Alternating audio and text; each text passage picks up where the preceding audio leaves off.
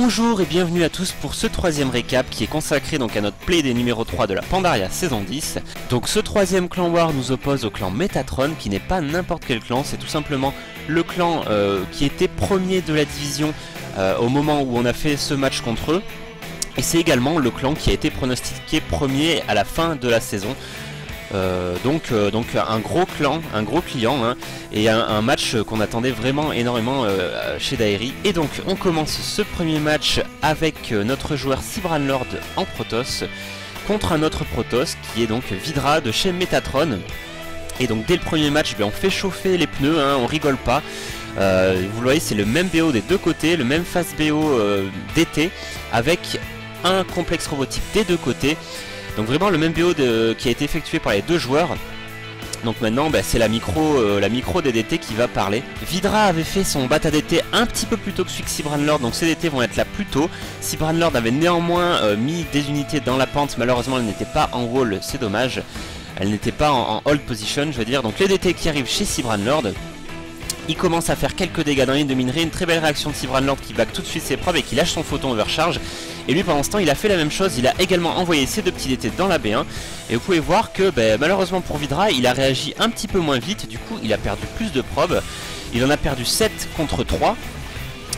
Et donc là pareil, le photon, enfin en tout cas le Mothership Core et les unités de Vidra qui vont se débarrasser des premiers DT. Et vous pouvez voir que sur ce premier push, malgré un bata DT qui a été fait plus tôt de la part de Vidra, et Cybranlord s'en est beaucoup mieux sorti avec 8 sondes prélevées contre 3. Après ce premier push, les deux joueurs vont poser B2 exactement au même moment. Vidra il va se calmer un petit peu sur les DT et il va commencer à pomper les immortels à la chaîne. Et Cybran lui par contre il a encore laissé un petit DT derrière la ligne de minerai. Il attend tout simplement intelligemment que cette B2 se finisse et que les sondes viennent sur cette B2. Et voilà, dès que les sondes sont enfin arrivées pour se mettre au travail, le petit DT de Cybran qui se frotte les mains et qui vient prélever encore 2 sondes de plus. Bon, malheureusement pour lui, l'Ops est là et l'armée de Vidra va le chasser. Mais voilà, toujours encore deux sondes qui ont été pris, ce qui fait un total de 10 contre 3. Après ce petit harass DT de la part de Cybran, Vidra décide de lui rendre la monnaie de sa pièce. Avec quelque chose de moins transparent mais d'un petit peu plus costaud on va dire. Vous le voyez, donc une shuttle qui va venir tout simplement déposer deux petits immortels gentiment dans la ligne de minerai de Cybran. Et deux immortels ça one shot une probe hein. Donc ça fait très mal, le photon overcharge qui est lâché et les deux petits immortels qui s'en vont gentiment en ayant perdu uniquement du bouclier sur la shuttle. Donc vraiment une très belle opération de Vidra qui vient un petit peu remettre un peu à égalité les scores de probe avec 8 sondes de prélevées finalement contre 10 pour Cybran. Le joueur Metatron aura fait une composition d'armée à base de Colosse, Immortel et Stalker. Et du côté de notre ami Cybran, ça sera du Chargelot avec des Archontes et un petit Immortel et quelques Sentries.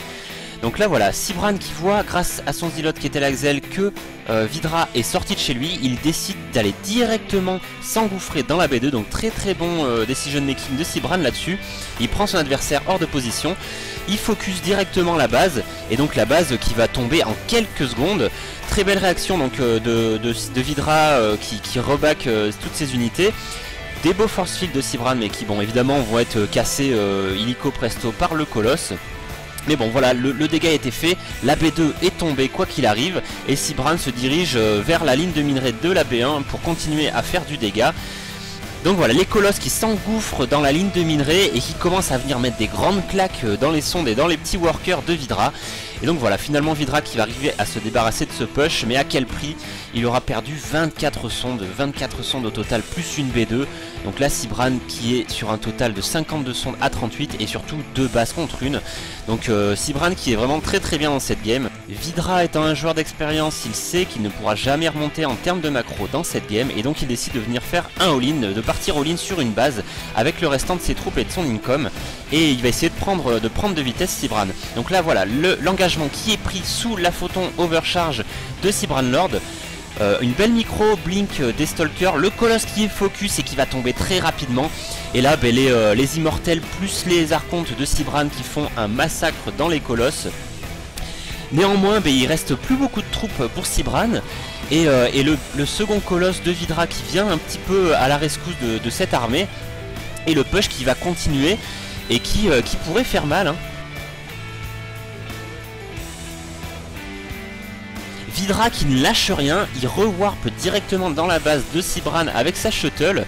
On peut voir que la pop commence à sérieusement baisser pour Vidra, mais il lui reste toujours des troupes. Sibran rewarp quelques îlots, et là bon plus ça continue et plus ça risque d'être très compliqué pour Vidra. Il lâche rien encore une fois et il se bat comme un lion jusqu'à la fin. Il retente un dernier push et finalement il voit que ça va totalement pas passer, et donc il lâche le GG pour cette première game. On est parti donc dans cette deuxième game qui oppose Vidra à Sibran Lord, et donc Vidra il s'est dit le premier cheese est pas passé, donc soit je vais t'en faire un autre encore plus rapide et encore plus violent, vous le voyez, donc double proxy gate sur la B2. Sibran Lord il est pas bête, hein, il scoute toutes les proxys, hein, il sait très bien que c'est un match-up qui peut être très agressif et qui est propice au proxy gate, et donc voilà sa petite sonde qui scoute le proxy gate sur la B2, mais Sibran Lord qui met du temps à réagir, on a l'impression qu'il l'a pas encore vu, il continue de scouter avec sa petite sonde, il réagit pas spécialement dans sa base non plus. Au final Sibran va enfin se rendre compte du ligne qui se prépare, et vous voyez c'est pas n'importe quel proxy de gate, c'est un proxy de gate avec le noyau cybernétique, et donc ça sera un proxy de gate Stalker. Donc le premier Zilot qui arrive pour commencer un peu à embêter Sibran et l'empêcher de réagir correctement, et les deux Stalkers qui sont chrono boostés pour essayer de venir embêter le plus rapidement possible l'économie et le joueur Sibran Lord. Donc les deux Stalkers qui sont sortis et les hostilités qui vont commencer, et le souci pour Sibran Lord c'est qu'il n'a qu'une seule gate contre deux gates. Le Mothership Core est sorti, mais il est loin encore d'avoir l'énergie pour faire un photon overcharge. Sibran Lord, vous le voyez, qui joue sa vie là pour micro ses unités, pour essayer de perdre le moins possible d'unités pour tenir contre ce all-in. Il arrive à sauver son Stalker avant une fin atroce, mais bon, les deux îlots n'auront pas le même sort. Et donc il va être obligé de pull les probes, hein, pas d'autre choix que de se défendre avec ses sondes. Mais quand on défend avec les sondes, forcément on en perd. Donc petit à petit, Vidra qui se met bien, il continue lui de chrono-booster ses Stalkers en proxy. Et Sibran Lord, lui, il fait ce qu'il peut avec son unique gate. Enfin, le photon overcharge qui est prêt et qui peut être lâché. Et donc les Stalkers de Vidra vont venir temporiser tout simplement. On peut voir que Sibran il fait du mieux qu'il peut, il pose sa deuxième gate. Malheureusement il aurait pu la poser, et il aurait dû même la poser beaucoup plus tôt que ça, pour essayer d'un petit peu de revenir recoller en termes de valeur d'unité. Vidra qui, malgré le photon overcharge, vient prélever un pylône ici, hein. Il a beaucoup d'unités, il s'en fout un petit peu là, il est un peu en mode bourrinage. Et donc voilà, l'assaut qui est relancé une fois que le photon overcharge est fini. On peut voir ici que Vidra a 6 Stalkers contre 5 maintenant Stalkers contre 2 pour Sibran. Le Mothership Core qui tombe, les probes qui continuent à tomber, c'est un massacre, c'est un désastre. Et donc là, vous l'avez compris, ce n'est plus qu'une question de temps. Il faudrait vraiment un miracle à Sibran Lord pour arriver à se sortir de ce pétrin. Et donc du coup, petit à petit, Vidra va tout simplement arriver à étouffer Sibran Lord et à lui imposer le GG dans cette deuxième game.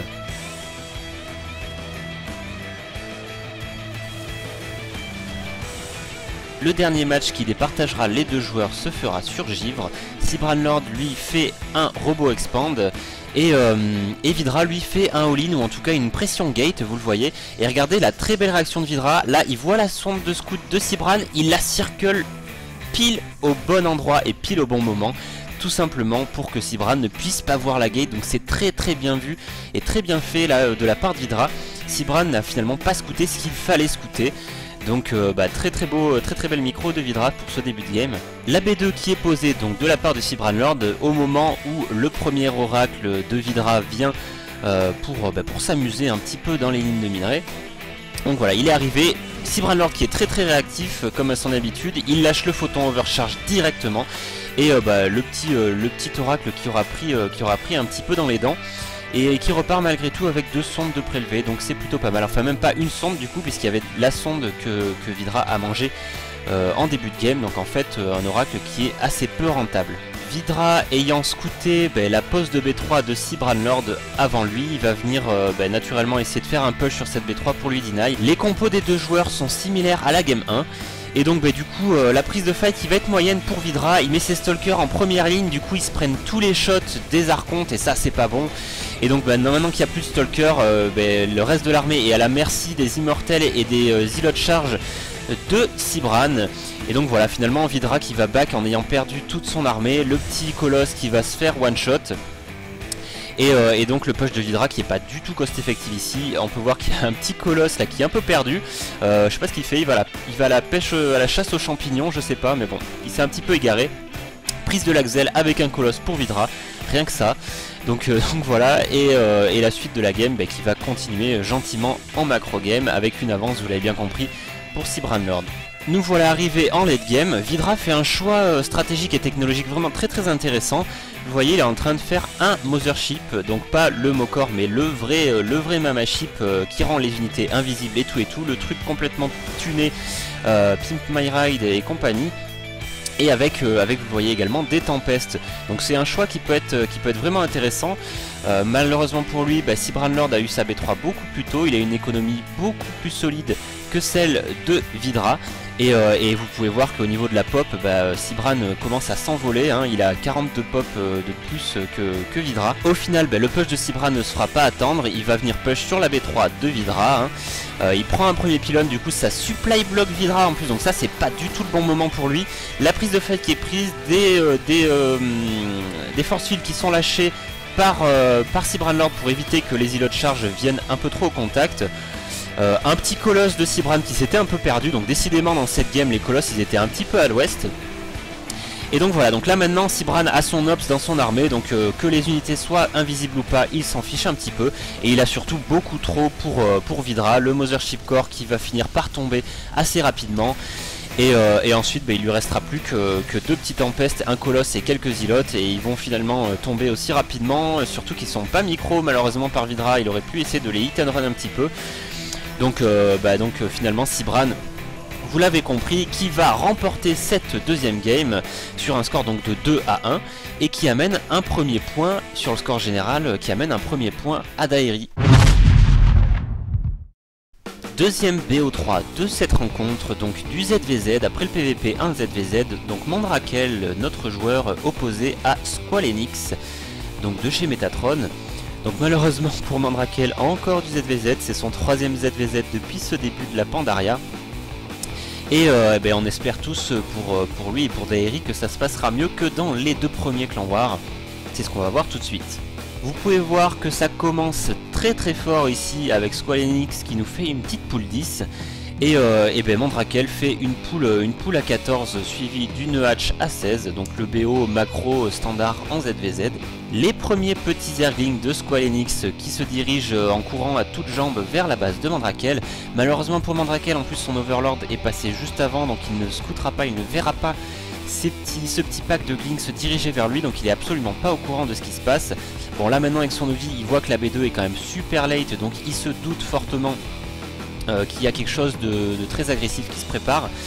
Et là maintenant plus de doute, maintenant que les Zerglings sont chez lui en train de lui grignoter sa hatch, il est complètement au courant que c'était une poule 10. N'ayant pas encore sa queen et pas beaucoup de Zerglings, il fait une spine chez lui, et il pull les drones pour venir un petit peu temporiser et essayer de sauver et de défendre au mieux cette B2. Au final, la Queen va enfin sortir, la micro de Mandrakel avec ses drones et avec ses Zerglings va payer et il va arriver à se défendre de ce dispool en sauvant sa hatch. Et vous pouvez voir également que Squalenix a cut son gaz, donc il a fait le speedling, il fait beaucoup de Zerglings et il a cut son gaz, donc ça va être une grosse agression, masse speedling mais uniquement speedling. Là où Mandrakel, lui, il avait pas cut le gaz, vous pouvez le voir, il a stocké pas mal de gaz et il a son bata bending, il a une spine et il a beaucoup de bending qui sont en cours de morph sur sa B2. Donc là, il est complètement préparé et complètement prêt à recevoir, le comité d'accueil qui se dirige là sur sa B2. Donc voilà, le push qui arrive.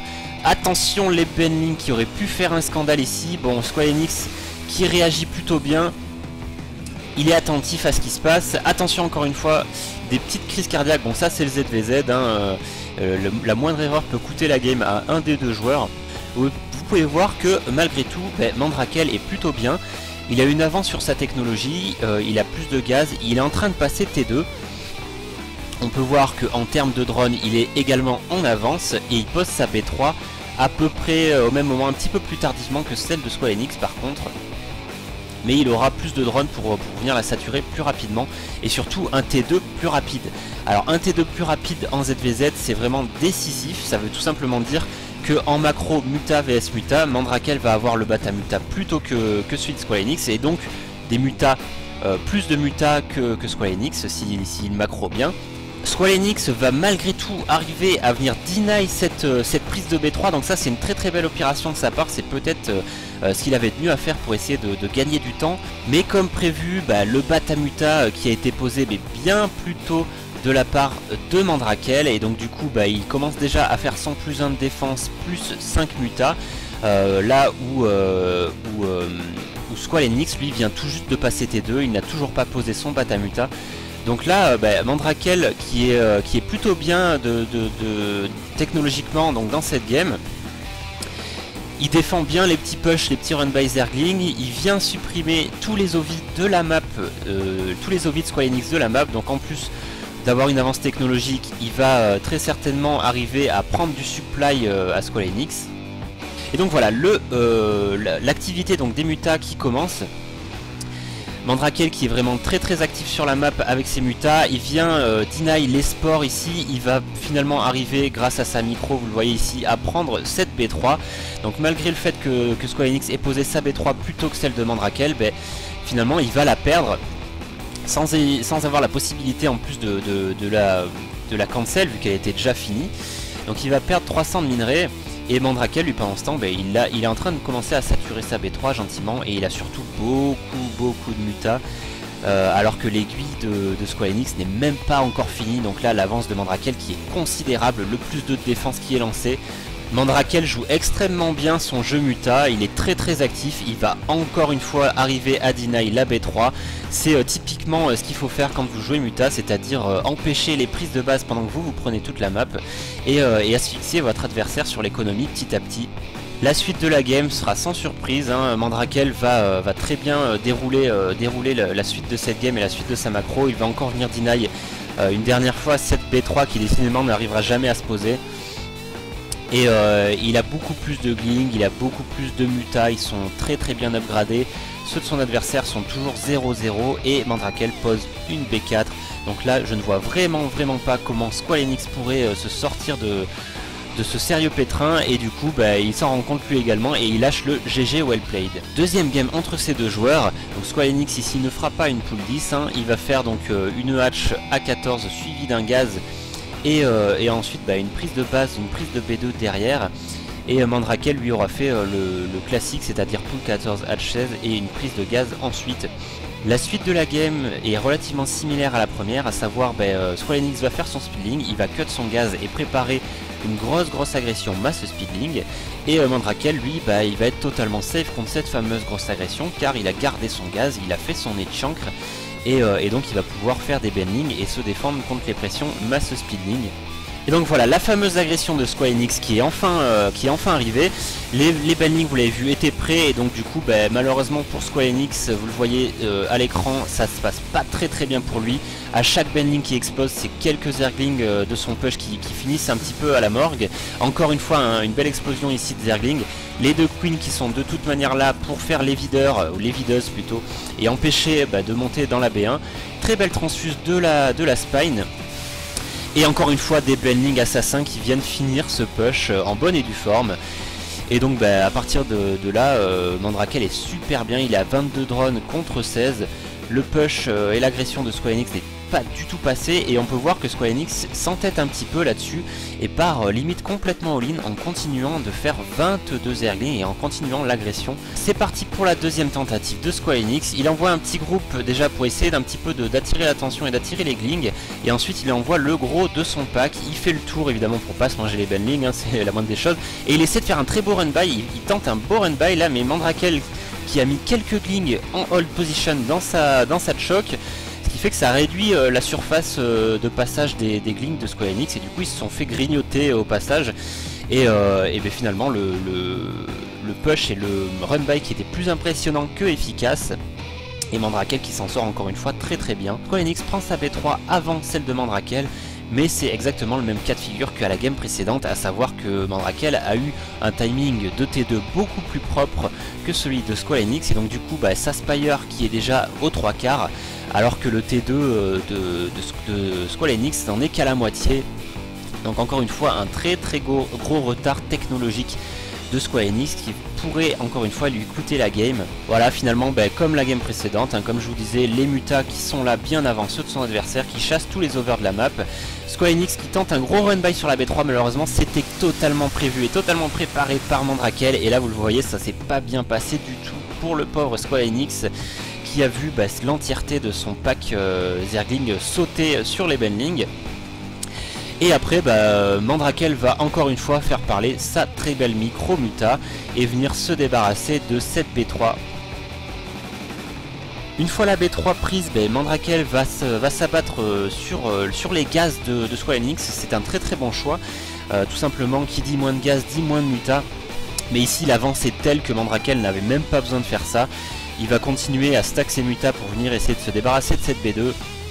Et bon, vous l'avez compris encore une fois, Square Enix qui a été vraiment pris de vitesse et qui n'arrivera jamais à remonter dans cette game, et qui pour la deuxième fois lâchera un joli GG well played à Mandrakel. Donc Mandrakel qui remporte ce deuxième BO3 2-0, et un très beau retour de Mandrakel qui revient en force. Voilà qui nous amène dans le troisième match de ce clan war. Le clan d'Aeri est sur un score général de 2-0 contre les méta. Donc ça commence plutôt bien pour nous. Ici notre joueur Irator, le Terran, a fait le classique Reaper Expand, et son adversaire, le Morse en Protoss, a fait le Gate Expand. Il est en train de partir sur un all-in Blink Stalker. Vous voyez que le Blink est recherché. Il va bientôt rajouter des gates, voilà, il est en train de le faire, il rajoute donc 4 gates, enfin 4 gates au total. Et on est parti pour du gros all-in Blink Stalker, et sur cette map ça peut être assez violent. Voilà la grosse saleté là de le Morse qui arrive sur la B2 de Irator. Irator vient tout juste de lancer son bunker, donc c'est un petit peu late. Il fait un premier steam, donc du coup le Morse blink back, histoire de temporiser. Une très belle bubule ici qui bloque tous les marines entre ce bunker et cette choc. Et là la prise de fight qui est prise par Irator, il va oversteam complètement sa bioball. Du coup il va complètement lui enlever la moitié de son armée tout seul, sans même que le Morse ait besoin de faire quoi que ce soit. Et ensuite le petit blink offensif de le Morse qui va avoir raison de ce bunker, et qui va avoir raison de beaucoup de l'économie de Irator sur la B2, vous le voyez. Un très beau blink, une très belle micro blink de le Morse en plus là, qui back chacun de ces stalkers qui sont focus. Donc du coup aucun de ces stalkers ne meurt. Et là voilà, il y a le Mokor qui donne la vision en haut de la choc. La B2 a été obligée de se lever, il y a de l'économie qui a été perdue. Il y a surtout un gros écart de pop pour le Morse. Et donc ça va être très compliqué là pour Irator pour arriver à se sortir de ce pétrin. Et donc voilà, il va tout donner ici sur cette fight. Il essaie de prendre la fight au mieux qu'il peut. Encore une fois, une très belle micro de le Morse. Voilà, chaque stalker qui est focus et blink. Bon, il y a quelques petits fails, donc il en perd quelques-uns, mais dans l'ensemble ça reste quand même super propre. Et donc petit à petit il continue encore d'asseoir un petit peu plus son all-in et son avance. Le Morse a pratiquement le double de pop de Irator. Irator est obligé du coup de pull tous ses VCS. Et donc pendant ce temps, qu'est-ce que ça veut dire? Ça veut dire qu'il n'y a pas d'économie quoi. Le Morse donc lance ses îlots en première ligne, et les stalkers qui sont derrière, histoire de shooter un petit peu à l'abri. Tous les VCS qui sont envoyés en première ligne également, qui sont envoyés au charbon, pendant que les marines et les maraudeurs essaient de faire du mieux qu'ils peuvent depuis les hauteurs pour essayer de se débarrasser de tout ce qu'il y a, de toutes ces saloperies de Stalker Blink. Mais bon, il y a beaucoup trop, Irator n'arrive pas à produire aussi rapidement que le Morse. Et surtout, le Blink étant très efficace du côté de le Morse, il n'arrive pas à se débarrasser des troupes suffisamment efficacement. Et donc du coup, le all-in Blink Stalker de le Morse, vous l'avez compris, va totalement passer. Et donc Irator va être obligé de concéder la victoire dans cette première partie. Donc 1-0 pour le Morse dans ce troisième BO3. Irator a encore une fois fait un Reaper Expand, et le Morse a encore une fois fait un Gate Expand. Sauf que vous le voyez ici, pas de stratégie Blink Stalker ici, mais une petite Stargate avec un oracle qui est en cours de warping. Pas de chance pour Irator, le petit oracle va arriver sur sa B2 pile au moment où lui il avait timé un push sur son Steam. Donc là l'oracle qui commence à faire du dégât. Bon, une seule sonde de prise, la mule qui a été prise, un deuxième, un troisième, ça tombe très très vite. Donc là l'oracle qui fait son taf. Et surtout qui oblige Irator à rapatrier toutes ses troupes et à rapatrier son push. Donc ça va considérablement retarder son push. Et donc ça permet tout simplement à le Morse non seulement de prendre une avance économique étant donné qu'il a pris 6 sondes tout en sauvant son oracle, mais en plus de pouvoir lui pendant ce temps macro tranquillement et ensuite faire des unités et donc être safe contre les pushs intermédiaires. Irator va quand même tenter un push un petit peu plus tardif, du coup timé sur son +1 d'attaque et sur l'arrivée de ses maraudeurs et de son obus incapacitant. Mais bon, évidemment c'était sans compter sur le photon overcharge qui va calmer un petit peu tout le monde et qui va obliger Irator à rentrer gentiment chez lui. Et du coup grâce à cette photon overcharge, Irator n'aura jamais réussi à venir faire son push et à venir embêter le Morse. Et donc le Morse va tout simplement arriver à macro tranquillement et à faire sa composition de la mort. Vous le voyez, une composition masse zilot charge avec des HT et le Storm. Donc une composition qui fait très très peur et qui ferait peur à n'importe quel bioball. Donc là Irator voit le push, il back naturellement vers ses bunkers et ramène tous les petits VCS pour réparer. Et donc voilà, le Morse qui avance ses HT, il voit quoi? Il voit qu'il y a des bunkers, il voit qu'il y a tous les petits VCS qui sont derrière et donc il va se faire plaisir, il va lâcher une pluie de Storm, c'est le cas de le dire, sur les VCS. Et du coup l'ensemble, la totalité des petits VCS qui étaient là pour réparer sont morts dans d'atroces souffrances. Donc c'était plutôt super bien joué là, un Storm vraiment très très intelligent de la part de le Morse tout simplement. Après il n'y avait plus de VCS, il n'y avait plus de réparation possible des bunkers. Et donc après le Morse n'avait plus qu'à faire à clic et à continuer de lâcher les Storms tant qu'il en avait sur le restant de la bioball. Et donc afin d'arracher cette deuxième partie sur un très beau 2-0. Nous voilà à présent donc dans le 4e match de ce clan war. Donc non, il n'y a pas une erreur, c'est bien le 2v2. Une fois n'est pas coutume, on a fait le 2v2 en avant-dernier et non pas en dernier. Et donc ont été alignés de notre côté Daestra, le Protoss et Mandrakel, notre Zerg, contre le retour du Morse, de le Morse, qui joue cette fois en Zerg et non pas en Protoss, et avec son acolyte Koka, qui lui est Terran. Donc Terran Zerg, une composition, vous le voyez là, ça part sur le grand classique du multi Terran Zerg, à savoir mass speedling de la part de le Morse et vous le voyez à l'écran, mass Hélion réacteur de la part de Koka. Donc c'est une composition, si vous ne le savez pas encore, vous allez vite le comprendre, c'est une composition qui est très très violente, qui est très très forte et qui est d'autant plus forte contre la composition malheureusement de Daeri, à savoir Zerg Protoss, étant donné que c'est le contre parfait des deux. Les Hélions sont le contre parfait du mass speedling de Mandrakel et le mass speedling de le Morse est le contre parfait des Stalkers qui pourraient venir contrer les Hélions de Koka. Donc c'est une composition qui est tout simplement pétée, disons les choses comme elles sont. Le push qui débute des deux côtés, donc les deux petits Hélions sont là. Donc voilà, les Hélions qui font leur job, qui essaient de cramer. Alors attention, ça aurait pu être un scandale, il a failli se faire circle ici. Donc ça aurait été plutôt une très très bonne opération de Mandrakel, malheureusement il n'y est pas arrivé. Mais il va quand même arriver à se débarrasser de ce premier push sans trop de dégâts. Le premier push a été repoussé, mais attention, c'est pas fini pour autant, les deux joueurs de chez Metatron qui sont complètement all-in là-dessus et qui ont envie de finir la game rapidement. Et là vous allez comprendre toute la puissance de cette composition. Vous voyez, voilà, tous les Stalkers se font manger par les Speedlings et tous les Speedlings de Mandrakel se font manger par les Hélions. Donc une composition encore une fois qui est très très forte. Du coup Mandrakel, qu'est-ce qu'il a fait? Il a fait des roches très très rapidement pour essayer de counter un peu les Hélions. Malheureusement ces deux petits roches qui vont se faire circle à peine sortis de l'œuf, donc ils feront pas grand chose. Les Daeri qui ne lâchent rien, regardez ce magnifique circle là, magnifique circle d'un Hélion avec des drones. Donc ça c'est plutôt ballsy, faut le tenter le move. Donc c'est plutôt très très bien joué ça de la part de Mandrakel. Et un autre move très très intéressant ici de Daestra qui vient waller avec 3 zilotes et donc qui empêche toute retraite des troupes des deux joueurs de chez Metatron. Malheureusement les Hélions qui vont venir faire le café un petit peu contre les zilotes. Donc malheureusement il arrive un moment où il y a vraiment beaucoup trop d'Hélions du côté des Metatron et les roches en wall n'y feront rien, n'y changeront rien. Les Dairi auront tout donné, se seront battus jusqu'au bout pour essayer de counter ce BO très agressif et très puissant. Mais bon, malheureusement, vous l'avez compris, ils vont devoir s'incliner. La composition des Dairi qui manquait un petit peu de sel, hein, elle était un peu faible en goût, et donc du coup ils sont tout simplement pas arrivés à se débarrasser de ce BO très puissant. On continue donc ce 2v2 toujours avec les mêmes équipes, hein, je ne vais pas refaire les présentations. Et ici vous voyez que malgré la grandeur de la map et la longueur de la map pour la traverser, nos joueurs d'Aeri vont tenter le coup de bluff et vont tenter eux aussi de faire du all-in. Daestra étant parti sur un 4 gate et Mandrakel sur un gros push speedling bending de façon assez all-in. Vous voyez, ils n'ont toujours pas pris de B2 à plus de 6 minutes de jeu. Donc là, si le push ne passe pas, ça risque d'être compliqué pour remonter. Et comme vous le voyez, ça a été scouté de la part des Metatron. Et regardez-moi cette défense, on se croirait dans un tower defense. Une chambre d'Evo, un bunker, une chambre d'Evo, un bunker en alterné, c'est magnifique, c'est complètement feng shui cette construction de base. Donc là ils sont complètement prêts à recevoir ce all-in. Il y a des tanks qui sont en siège, il y a de la spine, il y a du mass gling.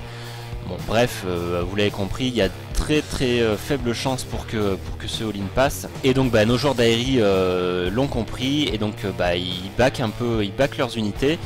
Et ils prennent B2, ils essaient de repartir un petit peu en macro. Au final, malgré leur début de partie un petit peu raté, un petit peu fail pour les Dairi, vous le voyez au niveau de l'écho, ils sont pas du tout en retard, ils sont même un petit peu devant. Et donc c'est à ce moment-là que les Metatron décident de venir faire un push. Les tanks sont mis en siège, très belle micro et très belle gestion des Phoenix de Daestra qui vient un petit peu soulever les tanks sièges qui du coup ne feront pas tant de dégâts que ça et donc les deux joueurs d'Aeri vont totalement reboot ce push qui pourtant avait l'air d'être assez violent. Donc une très belle opération de nos deux joueurs. Après ce push, Mandrakel prend sa B3, un petit coup de bluff encore de Daestra qui vient prendre une B3 cachée ici complètement ballsy, hein. Mandrakel a fait un petit switch muta. Malheureusement pour Daestra, sa base un petit peu cachée va être totalement scoutée. Et surtout il y a un très gros push de la part des Metatron qui est fait sur la B3 de Mandrakel, donc la B3 qui va bien évidemment tomber. Les Dairi prennent la fight néanmoins, sentant qu'ils avaient peut-être un coup à jouer, avec des très beaux storms ici, vous le voyez, de la part de Daestra. Les storms qui commencent un petit peu à venir dégraisser l'ensemble de l'armée Metatron. Mais bon voilà, maintenant il n'y a plus de storm, il n'y a plus d'armée aussi pour Daestra et le restant des troupes de chez Metatron vont finir un petit peu ce push en venant essayer de faire du dégât sur les B2. Cette fois, une fois qu'ils ont pris la B3, ils vont venir sur les B2. Malheureusement, les mutas n'auront pas le temps de venir dépop suffisamment rapidement le restant des troupes et donc ils vont quand même arriver à repartir finalement avec la B2 de Daestra. Et au final, le gros push, le dernier gros push de chez Metatron sera beaucoup trop violent. Les Dairi auront pris beaucoup trop de dégâts en macro et donc n'auront pas d'économie et de repop suffisante pour arriver à tenir la pop des Metatron. Et donc petit à petit, vous le voyez, les Metatron qui vont s'imposer dans cette partie. Un très beau bending trap qui a été tenté de la part de Mandrakel, il faut quand même le noter. Malheureusement ça a été un petit peu un fail à cause d'un lag, un gros coup de lag sur la game. Donc le tout pour le tout qui avait été tenté, mais Metatron remporte ce 2v2 et sur un score de 2-0, ce qui ramène le clan Metatron sur un score général de 2 partout. Et donc tout va se jouer sur le dernier match. Et donc on enchaîne sans plus attendre sur le dernier match de ce clan war. Vous l'avez compris, donc le match décisif qui va décider de tout et qui va décider de qui de Metatron ou de Dairi remportera ce playdé numéro 3. Donc le suspense est à son comble, est à son paroxysme. Et donc tout va se jouer entre ces deux joueurs, donc lourde responsabilité sur leurs épaules. Le Zerg Snake Eyes de chez Metatron et Daestra, pardon, pas Dairi. Daestra de chez Dairi donc. Donc on est sur Givre, ici Daestra a fait une Forge Expand, tout ce qu'il y a de plus classique. Son adversaire a fait une pull first avec un gaz et sa hatch en deuxième. Troisième base un peu tardive, il la pose aux alentours des 6 minutes. Là où normalement il aurait dû la poser aux alentours des 4 minutes. Donc un petit peu de retard sur cette troisième base. Et Daestra lui qui fait un départ Stargate. Vous le voyez, donc une troisième base prise rapidement de la part de Daestra. Et donc les premiers Void Ray qui vont venir un petit peu embêter son adversaire en lui prenant du supply. Et vous voyez ici le supply block, donc c'est plutôt bien. Et il va repartir tout gentiment, tranquillement avec ses Void Ray et son Mokor à la maison. Arrivé en mid-game, Daestra est plutôt bien. On peut voir qu'au niveau de la macro, il a plus de sondes que son adversaire, alors que son adversaire est sur plus de base et surtout il est zerg, donc ça c'est pas bon. Donc il s'est un petit peu endormi en macro, Snake Eyes. Pendant ce temps, Daestra il nous fait ce qu'on appelle maintenant à Dairi la Daestra, à savoir une photon par sonde, parce qu'on n'est jamais trop safe sur sa B3. Donc là vous le voyez, c'est ça c'est ce qu'on appelle la Daestra. C'est la spéciale. Au final, durant tout le restant de ces premières minutes de jeu, Snake Eyes va laisser Daestra complètement tranquille. Et donc grosse erreur de sa part, étant donné que ça va laisser le champ libre à Daestra pour faire une grosse masse, vous le voyez, une grosse masse de Void Ray. Et la grosse masse de Void Ray, une fois que vous foutez l'alignement prismatique, vous le voyez, c'est en mode aspirateur. Et une B2 ça tombe en 2 secondes et demie. Donc grosse erreur là de Snake Eyes de laisser Daestra vraiment trop tranquille comme ça. En plus vous pouvez voir que la pop est à l'avantage de Snake Eyes, mais c'est une pop qui est beaucoup moins puissante et beaucoup moins de bonne qualité que celle de Daestra, étant donné qu'elle est principalement composée de petits Zerglings et quelques Hydra, mais il n'y a vraiment pas assez d'Hydra ni assez de Muta pour se défendre contre la composition de notre joueur d'Aeri. Au final, Snake Eyes va comprendre que c'est pas une bonne idée de laisser Daestra tranquille, et donc il va venir push, enfin venir push sur sa B2 avec un mass speedling. Et au final, le mass speedling qui se révèle être plutôt une bonne idée, étant donné que les Void Ray, même s'il y en a beaucoup, mettent énormément de temps à se débarrasser de toute cette pop de speedling qui court un peu partout. Et donc du coup le run by et le push de Snake Eyes qui est plutôt efficace, il lui prend des gates, il lui prend des bâtiments et il lui prend surtout beaucoup d'économies. 17 sondes qui sont tombées. Malheureusement pour le joueur de Metatron, il n'arrivera pas à aller plus loin et à prendre la B2. Arrivant sur son 200 de pop, Daestra va décider de venir push directement dans la B1 de Snake Eyes. C'est l'avantage donc du Skytoss qui permet de se déplacer un petit peu comme on le souhaite. Il va en plus de ça prendre l'entièreté ou une grosse partie du supply de Snake Eyes, qui va le supply block pendant une bonne partie, un bon moment.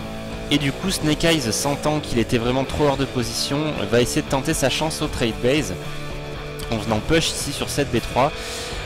Mais malheureusement pour lui, le trade base en général est à l'avantage du joueur qui a une composition d'armée aérienne. Surtout qu'ici la composition d'armée de Daestra est quand même très costaud, et surtout il a son Mothership Core avec lui, ce qui veut dire qu'il va pouvoir venir prendre un petit peu ce qu'il veut et ensuite venir recall au moment voulu sur sa B2 pour venir défendre. Et donc pour venir un petit peu nettoyer l'entièreté de l'armée de Snake Eyes qui, soyons honnêtes, n'est pas super impressionnante pour contrer une armée Protoss telle que celle de Daestra. Donc voilà, donc le recall qui a été lancé. Toute l'armée qui revient, qui est téléportée donc directement chez lui, chez Daestra, et donc voilà le hack-click Protoss avec les Void Ray et les porte-nefs qui va faire le reste du travail et qui va venir un petit peu nettoyer l'entièreté de l'armée de Snake Eyes. Et donc Daestra remportera donc cette première game. Donc deuxième partie entre ces deux joueurs, une première balle de match pour le clan d'Aeri. Donc comme à la partie précédente, Daestra a naturellement fait un Forge Expand et son adversaire a fait à peu près le même BO avec une pull first et ensuite une prise de base. Vous pouvez voir qu'ici il fait un double gaz assez rapide et un T2 très rapide, ce qui veut dire qu'il se profile très certainement vers voilà, maintenant c'est confirmé, il se profilait vers un Fast Muta. Donc le Fast Muta qui peut être assez fort et assez efficace, surtout sur cette map qui est très courte et où les deux joueurs pop l'un en face de l'autre. Donc les mutas vont arriver très vite, donc ça peut être tenté et ça peut être une bonne stratégie. Malheureusement pour le joueur Metatron, vous le voyez, Daestra est encore une fois parti sur une stratégie à base de gate, et il fait un premier oracle et un premier Void Ray, pardon, et donc du coup qui dit une gate dit possibilité de sortir des Phoenix et donc possibilité d'avoir une bonne défense contre les mutas. Donc le Fast Muta ici de Snake Eyes qui au final aurait pu être une bonne idée, mais qui pourrait se retourner contre lui. Et alors donc là attention, retournement de situation, donc en fait vous le voyez, c'était un gros brain de Daestra, en fait c'est le fameux BO prends-moi pour un con numéro 1. Donc on fait une gate, et on sort quelques Void Ray pour faire croire à l'adversaire qu'on part sur un Skytoss, et derrière on fait un gros 6 gate bien violent, un 7 gate même en comptant celle qu'il y a dans le wall. un gros set gate, on pose un proxy pylon et puis on essaie de venir enfoncer l'adversaire le plus rapidement possible sur sa B2. Donc là, un gros brain qui est tenté de la part d'Aestra, c'est plutôt bien joué étant donné que ça n'a pas du tout été scouté. Donc les mutas, donc No Snake Eyes qui sont bel et bien là, qui ont pris un petit Void Ray un petit peu gratuit, ils en prennent ici un deuxième totalement gratuitement, mais au final d'Aestra il s'en fout un peu étant donné que comme vous l'avez vu c'était un gros brain. Donc là les mutas qui viennent dans la B1 et qui comprennent et qui voient un petit peu la supercherie, ils vont arriver à prendre le Mothership Core, ça c'est une très bonne opération. Mais ils ont vu que c'était un gros all-in set gate avec un fake Skytoss. Et il essaie malgré tout avec ses mutas de venir faire du dégât. Il fait un beau run by aussi. La belle micro des sondes de Daestra et le rip-hop à base de Zealot et de Stalker va arriver à finalement se débarrasser de ce push sans avoir pris trop de dégâts. Il a quand même perdu 10 sondes donc c'est quand même beaucoup. Mais bon, malheureusement pour Snake Eyes, il y a un gros all-in qui se prépare à ses portes juste devant sa B2. Le caillou a été cassé et donc là ça y est, c'est parti. Les Zealots et les Stalkers sont en plus +1 d'attaque alors que les petits glings de Snake Eyes sont 0-0. Donc du coup ils prennent très cher sur les coups d'épée psionique des Zealots. Les mutas qui sont rapatriés en défense, mais il y a beaucoup trop de Stalkers et du coup Snake Eyes qui va perdre presque la totalité de ses mutas et il va aussi très certainement y perdre sa B2. Daestra décide finalement de monter directement dans la B1 histoire de finir les choses rapidement et proprement. Et là honnêtement je vois pas du tout comment le pauvre Snake Eyes pourra arriver à sortir de ce pétrin. Le +1 d'attaque fait le boulot. Les drones sont sortis de la ligne de minerai pour venir défendre, mais en général quand on fait ça c'est qu'on n'est pas bien. L'entièreté du coup des drones qui sont pris. Le pauvre Snake Eyes qui se retrouve vraiment dans de beaux draps ici. Et c'est pas ces petits hydras qui vont sortir et qui vont venir attaquer un par un l'armée de Daestra qui vont arriver à le sauver de tout ça. Et donc du coup Snake Eyes va naturellement lâcher le GG dans cette dernière game. Et donc un très beau 2-0 qui est pris par Daestra. Et donc du coup vous l'avez compris, ça nous fait gagner ce clan war sur un score général de 3-2. Et donc voilà, ce troisième récap du play des numéro 3 est donc maintenant terminé. Sur un score général, vous le voyez, donc de 3-2 pour Daeri. Donc on est super content de cette victoire. C'était vraiment un très beau clan war, super serré, comme on l'attendait contre les Metatron. Les Metatron, je vous rappelle, c'est le clan qui a été pronostiqué premier de cette saison 10 Pandaria Division 5. Et ils avaient également été pronostiqués vainqueurs de notre match 3-2 en leur faveur. Donc le clan Daeri, on a un peu déjoué les pronostics ici en gagnant ici 3-2 contre les favoris. Donc on est vraiment ravis. Merci beaucoup encore au Metatron pour ce très beau clan war. Vous avez été des adversaires vraiment à la hauteur et tel qu'on l'attendait, tel qu'on aime faire nos clans war. Donc merci beaucoup à vous pour également votre fair play. Et voilà, maintenant il me reste plus qu'à remercier tous les gens qui regardent cette vidéo. Encore une fois merci à vous, je dis les mêmes choses à chaque fois, à chaque fin de vidéo. N'hésitez pas si ça vous plaît et si vous voulez suivre notre actualité à venir vous abonner à notre page Facebook, à passer également sur notre site où vous pourrez y retrouver des news toutes les semaines faites par notre excellent newser Rude. C'est à peu près tout ce que j'ai à vous dire. À la prochaine et à la semaine prochaine pour le récap du play des numéro 4. Et voilà, salut tout le monde et j'ai la chef pour votre ladder.